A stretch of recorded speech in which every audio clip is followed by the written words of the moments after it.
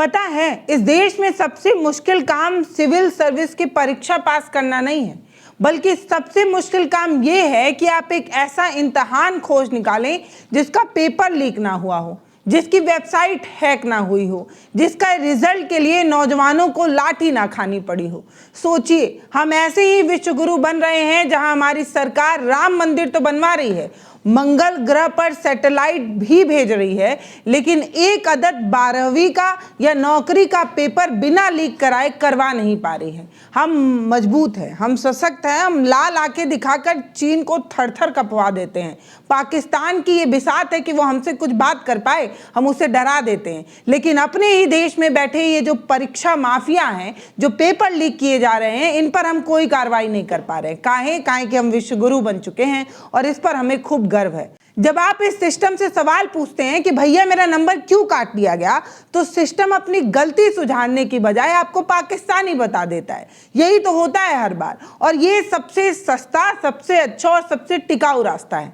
जब आप सरकार को लगने लगता है कि शिक्षा माफिया उनसे ज्यादा ताकतवर हो गए हैं, तो वो परीक्षा पेपर पहुंचाने के लिए भारतीय वायुसेना, ध्यान से सुनिएगा, अब पेपरों को सेंटर तक पहुंचाने के लिए भारतीय वायुसेना की जहाजों को बुलाया जा रहा है। मतलब समझ रहे हैं, देश की सेना अब दुश्मनों से नहीं बल्कि शिक्षा माफियाओं से लड़ेगी। देश के अंदर ये जो शिक्षा माफिया बैठे हैं, उनसे लड़ना ज्यादा जरूरी है। चीन, पाकिस्तान और ये सारे देश तो कुछ भी नहीं है। असली गुंडे तो यहाँ देश के अंदर बैठे हुए हैं और सरकार को अब एयरफोर्स का इस्तेमाल करना पड़ रहा है। समझ रहे हैं? मतलब हैरानी है भाई साहब। ये जो क्रोनोलॉजी है, इसी को डिकोड करने की हम आज इस वीडियो में कोशिश करेंगे। समझिए, बहुत ज़रूरी है, क्योंकि ये आपके भविष्य और हमारे भविष्य का सवाल है। दर्शकों, देश में एक कहावत है, चिराग तले अंधेरा, लेकिन हमारे शिक्षा मंत्रालय और परीक्षा कराने वाली एजेंसियों के नीचे तो अंधेरा ही नहीं है, बल्कि यहाँ तो पूरा का पूरा ब्लैक होल है। छात्रों का भविष्य ये ब्लैक होल निगल रहा है, लेकिन किसी को कोई फर्क नहीं पड़ रहा है। आज मार्केट में एक नई सीरीज चल रही है दोस्तों। पहले नीट में धांधली हो जाती है, फिर एसएससी पेपर लीक की खबर आ जाती है, फिर सीबीएसई के रिजल्ट में गड़बड़ी नहीं, महा गड़बड़ी सामने आ जाती है, और अब CUET को लेकर एक अलग तरीके का बखेड़ा खड़ा हो चुका है। जो कॉमन यूनिवर्सल टेस्ट वगैरह कराया जा रहा है सीबीएसई की तरफ से, उसको लेकर एक नया तरीके का बखेड़ा हो गया है। ऐसा लग रहा है जैसे शिक्षा मंत्री जो धर्मेंद्र प्रधान जी हैं, उनके राज्य में परीक्षाओं का एक नया सिलेबस आ गया है। फॉर्म भरो, फीस दो, पेपर दो, पेपर लीक हो जाने के बाद रो, चीखो, चिल्लाओ और अगले पेपर की तैयारी कर लो। मूव ऑन करो भैया, पेपर दिया, तैयारी की, निकले ना निकले, दूसरे पेपर की तैयारी करो। मतलब आप समझिए कि ये किस तरीके का मजाक है। राहुल गांधी ने हाल ही में एक बहुत चुभने वाली बात कही। उन्होंने कहा कि आज देश में एक भी परीक्षा ऐसी नहीं है जो ईमानदारी से आयोजित की जा रही हो। अब आप कहेंगे कि राहुल गांधी, अरे वो तो विपक्ष का नेता है, उसका काम ही है कि वो मोदी सरकार की आलोचना करे, सरकार को घेरे। ठीक बात है, बिल्कुल सही बात है, लेकिन मैं आपसे पूछना चाहती हूँ कि क्या वो जो कह रहे हैं वो गलत है? तमाम अखबारों ने चीख चीख कर इस खबर को प्रकाशित किया है, लेकिन किसी को फर्क नहीं पड़ता। शिक्षा मंत्री धर्मेंद्र प्रधान नीट से लेकर CUET तक जो ढीले और पेपर लीक के मामले हैं, जो तरफा उन्हें घेर रहे हैं, उस पर वो क्या कर रहे हैं? NTA यानी कि नेशनल टेस्टिंग एजेंसी जो अपनी सफाई पेश कर रहा है, वो उस चोर की तरह दिख रहा है जो चोरी करते वक्त रंगे हाथ पकड़ा जा चुका है। लेकिन वो तो बार बार यही कह रहा है कि मैं तो चेक कर रहा था कि तिजोरी का ताला कितना मजबूत है। वाह भैया वाह, ये सही है। सरकार के पास देश के हर नागरिक का डेटा है। हम क्या खाते हैं, हम किसे वोट देते हैं, सब कुछ पता है। यहाँ तक कि आप अपने फोन में क्या देखते हैं, सरकार ये भी जानती है। लेकिन ये नहीं पता कि पेपर छपने वाली प्रेस और एग्जाम सेंटर तक पेपर कौन उड़ाए ले जा रहा है। भाई, बच्चों के भविष्य के साथ ये खिलवाड़ कौन कर रहा है, ये बात सरकार को पता ही नहीं चल पा रही है। इससे ज्यादा शर्म की कोई बात है? जवाब है नहीं। लेकिन सरकार जिसको शर्म ही नहीं आती। अब मैं आपको उस घटना के बारे में बताने जा रही हूं जिसे सुनने के बाद आप हैरान हो सकते हैं, लेकिन सरकार और उनकी एजेंसियों को कोई फर्क नहीं पड़ता। आप जानते हैं आजकल इस देश में एक नया फैशन चल रहा है। जब कोई बेरोजगार सवाल पूछता है तो उसे पाकिस्तानी कह दिया जाता है। जब आप महंगाई की बात करते हैं तो आप अर्बन नक्सल बता दिए जाते हैं। लेकिन आपने कभी सोचा कि एक 12वीं क्लास में पढ़ने वाला एक बच्चा जब अपने नंबरों पर सवाल उठाता है तो सीबीएसई के अधिकारी उसे पाकिस्तानी बता देते हैं। मान लीजिए मैंने पेपर दिया, मुझे तो अंदाजा है कि मैंने अपनी परीक्षा में जो उत्तर लिखे हैं वो कितने नंबर ला सकते हैं। जब एक बच्चा अपने नंबर पर सवाल उठाता है तो फौरन उसे पाकिस्तानी बता दिया जाता है। तो ये कहानी है भैया वेदांत श्रीवास्तव की, एक होनहार छात्र, 12वीं का एक बेहतरीन स्टूडेंट। जब सीबीएसई का रिजल्ट आता है तो उसको अपने नंबर से जितनी उम्मीद थी उससे बहुत कम नंबर आते हैं, जिसका कारण सीबीएसई का एक नया प्रयोग है जिसे ऑन स्क्रीन मार्किंग यानी कि ओएसएम कहा जा रहा है। ये नया सिस्टम सीबीएसई ने लागू किया। अब ये सिस्टम की गड़बड़ी था कि ग्लिच था पता नहीं, पर उन्हें वेदांत को ऐसा लगा कि उनके नंबर बहुत कम आए हैं। वो हार नहीं मानते हैं, वो अपनी कॉपी का मूल्यांकन कराते हैं दोबारा जब मूल्यांकन के लिए वो अप्लाई करते हैं तो नियम ये कहता है कि जब वो अधिकारी से अपने हक की बात करते हैं तो जानते हैं सिस्टम ये जवाब नहीं देता कि उनका नंबर कम क्यों आया है, और उनकी कॉपी जांचने के बाद जब इनको में अपनी खामी नजर आती है तो सिस्टम ने अपनी गलती मानने की बजाय उस 17-18 साल के लड़के को पाकिस्तानी कह दिया। सोचिए, एक नाबालिग बच्चे के साथ इस तरीके का मजाक किया जा रहा था। वो लड़का जो देश का भविष्य है, जिसने अपने दम पर पढ़ाई करके मार्क्स लाया है, उसे अब पाकिस्तानी कह दिया जा रहा है। कितना भद्दा मजाक है। पाकिस्तानी कहकर मजाक बनाना हमारे देश में न्यू नॉर्मल बन चुका है। किसी को चिढ़ाना हो पाकिस्तानी कह दो। किसी को भी पाकिस्तानी कहने की ये जो होड़ है उसने आपके चेहरे को बेनकाब कर दिया है, ये समझिए। जब आप किसी को पाकिस्तानी कहते हैं तो ये समझ में आता है कि आपके अंदर एक चोर छुपा हुआ है। वो कहावत कहते हैं ना, उल्टा चोर कोतवाल को डांटे। यहाँ तो चोर भी आपका सिस्टम है और कोतवाल भी आप ही का सिस्टम है। ये अहंकार कहाँ से आता है पता है? ये अहंकार आता है ऊपर से रिश्ता हुआ, नीचे तक पहुँचता है। जब हमारे देश के बड़े बड़े नेता संसद में खड़े होकर किस्तान को आंदोलनजीवी कह देते हैं तो सीबीएसई बोर्ड या सीबीएसई का एक अधिकारी एक छात्र को पाकिस्तानी क्यों ना कह दे? जब आप उतने बड़े आंदोलन को आंदोलनजीवी कहकर प्रोटेस्ट करने वाले वो लोग जो अपने हक के लिए सड़कों पर उतरे, उनको आपने किस तरीके से खालिस्तानी न जाने क्या कुछ कहा, तो सीबीएसई का एक अधिकारी अगर किसी एक स्टूडेंट को पाकिस्तानी कह दे रहा है तो इसमें कौन सी बड़ी बात है। लेकिन वेदांत डरा नहीं। मैं उस लड़के की हिम्मत की दाद देती हूँ।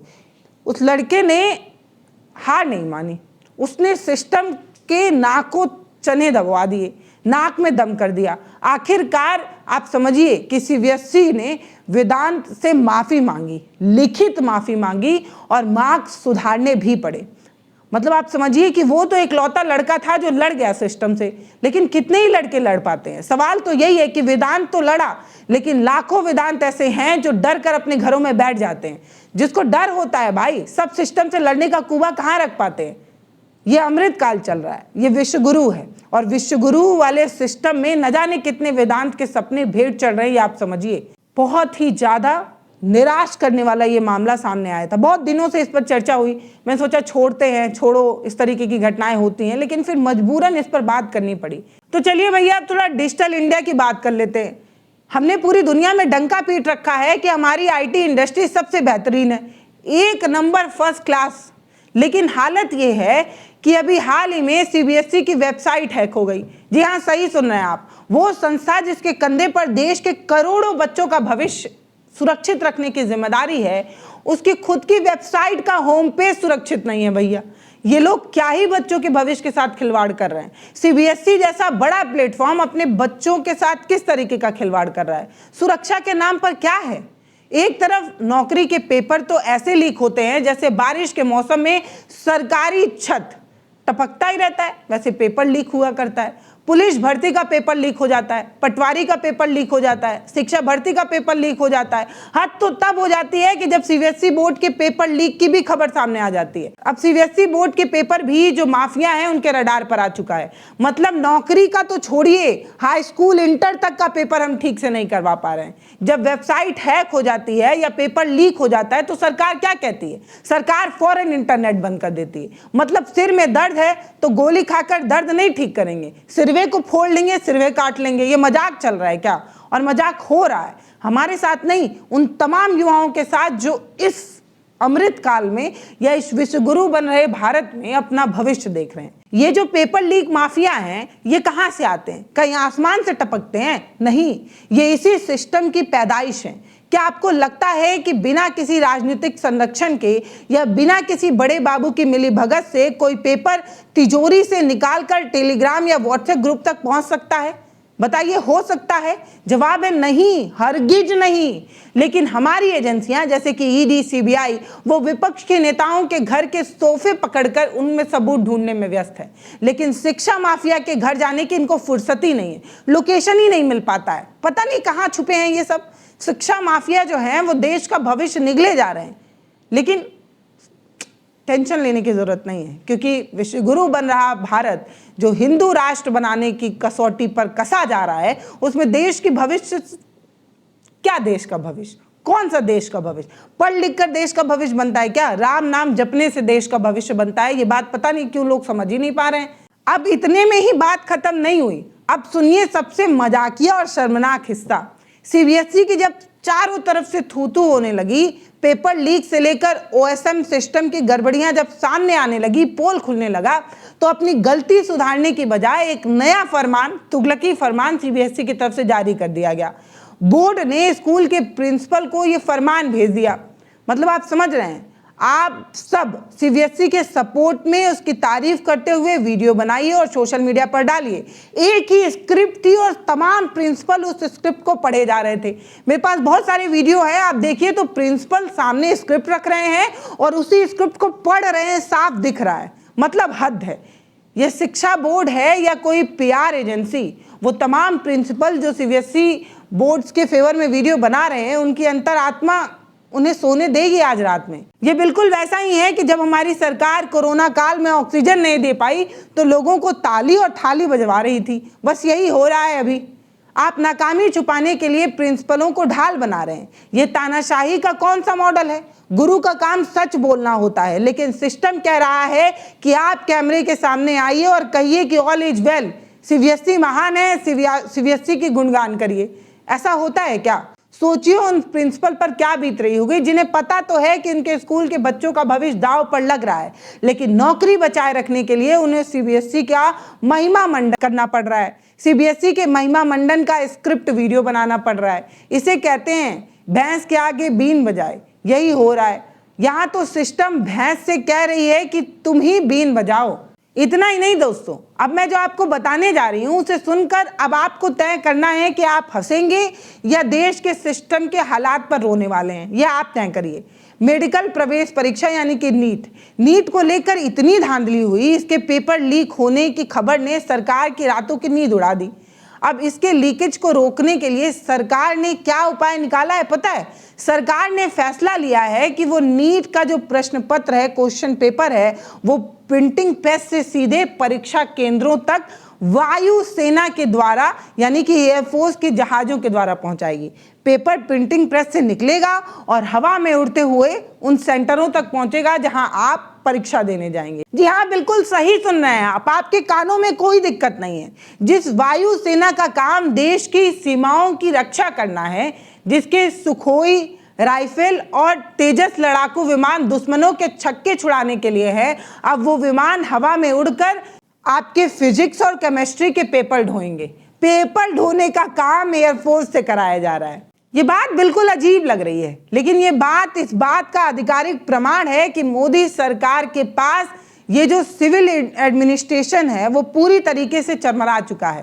राज्य की पुलिस, प्रशासन, शिक्षा विभाग, ये सब के सब सरकार का इन पे से भरोसा उठ चुका है। इन्हें पता है कि अगर पेपर सड़क के रास्ते आया तो रास्ते में कौन सा नेता, कौन सा माफिया उसे खरीद लेगा। सब जानते हैं। इसकी कोई गारंटी नहीं है कि पेपर कहां और कब लीक हो जाए, इसीलिए एयरफोर्स को यह काम दिया जा रहा है। ये शर्म की बात है। आज से पहले आपने किसी भी देश में ये बात नहीं सुनी होगी कि परीक्षा का पेपर एयरफोर्स या फोर्सेस को दिया जा रहा है, वायुसेना से पेपर पहुंचाए जा रहे हैं। ये सिर्फ भारत में किया जा रहा है क्योंकि हम विश्वगुरु बन चुके हैं। हमारी लाल आंखें देखकर चाइना और पाकिस्तान थरथरा जाते हैं, वही लाल आंखें हम इन शिक्षा माफिया को नहीं दिखा पा रहे हैं। ये शर्म की बात है कि एक तरफ आप 5 ट्रिलियन इकोनॉमी और दुनिया में तीसरी सबसे बड़ी अर्थव्यवस्था बनाने का ताकत रखते हैं और ख्वाब बेच रहे हैं, लेकिन दूसरी तरफ आप ही के देश के भीतर एक परीक्षा बिना सेना की मदद से आप नहीं करवा पा रहे हैं। अगर पेपर पहुंचाने के लिए सेना बुलानी पड़ रही है तो कल परीक्षा हॉल में आप कमांडो को तैनात करेंगे कि देखो देखो कोई चीटिंग ना कर ले। क्या बच्चों की चेकिंग के लिए कोई ट्रैक मशीन वगैरह बनवाई जाएगी, टैंकर वगैरह बुलवाने पड़ेंगे क्या? ये जो खोखलापन है वो क्या बताता है? ये उस ढोल की तरह है जो बाहर से बजता तो है लेकिन अंदर से पूरी तरीके से खाली है, खाली।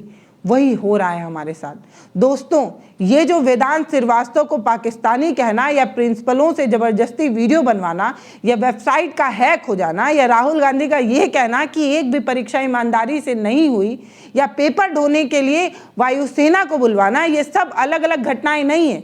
ये सिर्फ एक घटनाएं हैं। ये सिर्फ एक तरफ इशारा करती है। वो बताती है कि सिस्टम का जो घमंड है वो अक्षम्य हो चुका है। ये एक ऐसी सरकार है जो विपक्ष के सवाल को बर्दाश्त नहीं करती। अब वो छात्रों के सवाल को भी बर्दाश्त नहीं कर रही है। शिक्षा मंत्री धर्मेंद्र प्रधान जी कैमरे पर आकर मुस्कुराते हुए कह देते हैं कि सब ठीक है। उनकी ये जो मुस्कुराहट है उसके पीछे लाखों युवाओं के सपने टूट रहे हैं, उनका भविष्य चरमरा रहा है। अगर आपके बच्चे दिन रात पढ़कर पेट काट कर कोचिंग की फीस अगर आप भर रहे हैं तो आप मूर्ख हैं। आज बच्चा दिन रात एक करके पढ़ाई करता है लेकिन सिस्टम सेंटर पर जब वो पहुंचता है तो उसे पता चलता है कि सिस्टम में बैठे कुछ दीमकों ने पहले ही पेपर जो है वो 50 लाख रुपए में बेच दिया है। पेपर लीक हो चुका है। अब वक्त आ गया है दोस्तों कि इस पीआर वाली सरकार से कड़े सवाल पूछे जाएं। याद रखिए कि जब आप सवाल पूछेंगे तो हो सकता है कि आपको पाकिस्तानी कह दिया जाए या देशद्रोही कह दिया जाए, लेकिन वेदांत की तरह डटे रहिएगा दोस्तों, क्योंकि देश में एक बड़ी पार्टी नहीं, देश उन करोड़ों युवाओं के भविष्य पर टिकी हुई है, ये भी सोचना होगा। इस रिपोर्ट पर आपकी क्या राय है वो आप हमें कमेंट सेक्शन में लिखकर ज़रूर बताइए। हो सके तो चैनल को सब्सक्राइब करिए, क्योंकि हम आपके मुद्दे पर बात करते हैं। हम गोदी मीडिया नहीं हैं जो ये बताएं कि वायुसेना से अब पेपर ढो रहे हैं तो ये कितनी अच्छी बात है, देखिए हम कितने मजबूत हैं, हम पैसे की चिंता नहीं करते, हम बच्चों के भविष्य की चिंता करते हैं इसलिए पेपर एयरफोर्स से ढुआ रहे हैं। ये मजाक है। पेपर उड़ने की स्पीड कितनी तेज है ये बताने वाले गोदी चैनल हम नहीं हैं। हम ये बता रहे हैं कि हमारी एजेंसियां कितनी चरमरा रही हैं और इससे बच्चों का भविष्य कितना डामाडोल हो रहा है। फिलहाल इस वीडियो पर जो राय हो वो कमेंट सेक्शन में लिखिएगा। नमस्ते, मैं पल्लवी हूँ। आप भारत एक नई सोच देख रहे हैं। बहुत धन्यवाद।